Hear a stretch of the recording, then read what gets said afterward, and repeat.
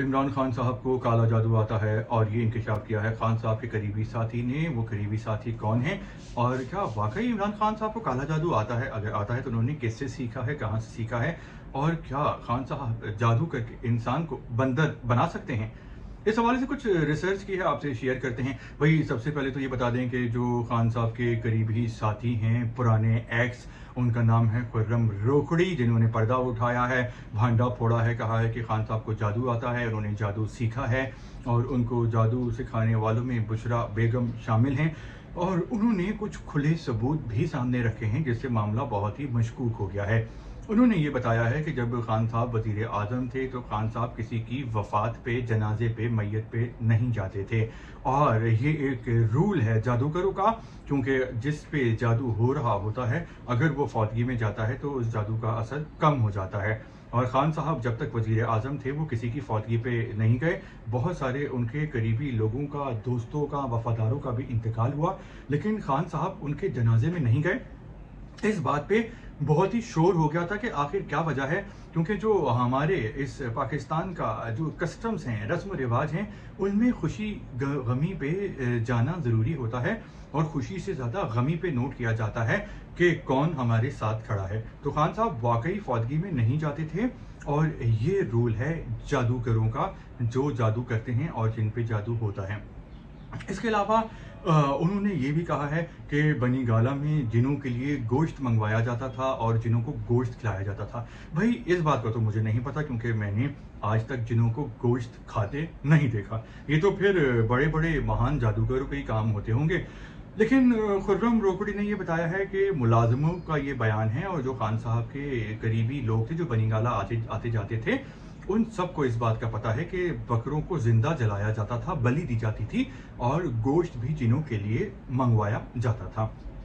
इसके अलावा वो यहीं पे चुप नहीं हुए, बल्कि उन्होंने बुशरा बेगम के बारे में भी कहा है कि वो पर्दा करके रखती थी। तो भाई पर्दा करना तो कोई बुरी बात नहीं है, ये तो इंसान का ज़ाती हक है जो भी करना चाहे।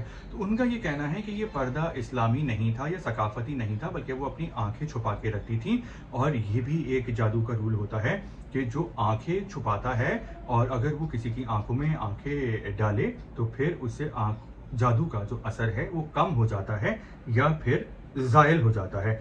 इसके अलावा उन्होंने ये भी इल्ज़ाम लगाया है कि बुशरा बेगम ने ये हुक्म दिया था इमरान खान को कि अगर आपने वज़ीर आज़म बनना है तो आपने मुझे इद्दत में ही निकाह करना पड़ेगा, इद्दत के बाद नहीं, और जब भी आप वज़ीर आज़म बन पाएंगे। और खान साहब वज़ीर आज़म बन गए। लेकिन हम यहाँ पे जादू टोने को बिल्कुल भी डिफेंड नहीं कर रहे, क्योंकि अगर जादू टोने में इतना दम होता ना तो खान साहब आज कामयाब हुक्मरान होते और आज जेल में सड़ नहीं रहे होते। 5 अगस्त 2023 से पाबंद सलासल हैं, जेल की सलाखों के पीछे हैं, और आज वो आज़ाद होते और उनके सारे दुश्मन जल के भस्म हो गए होते। तो भाई ये जो जादू टोने होते हैं ना, ये बेकार काम होते हैं और इसमें लेने के देने पड़ जाते हैं, नुकसान इंसान का बहुत ज़्यादा हो जाता है, तो इसीलिए ऐसे कामों से मना किया गया है। तो खुर्रम रोकड़ी जो खान साहब के करीबी साथी हैं, उन्होंने इल्ज़ाम लगाए हैं इमरान खान पे। तो आपका क्या ख्याल है, क्या इन इल्ज़ामात में दम है, हकीकत है, क्या आपको ऐसा लगता है? वैसे एक बात तो है कि 2018 से पहले खान साहब अलग थे, अलग बातें करते थे, डट जाते थे, और 2018 के बाद वाले खान साहब बिल्कुल अलग थे। सुबह कुछ कहते थे, शाम में कुछ कहते थे, यू टर्न लेते थे और अजीब उनकी दिमागी कैफियत हो गई है।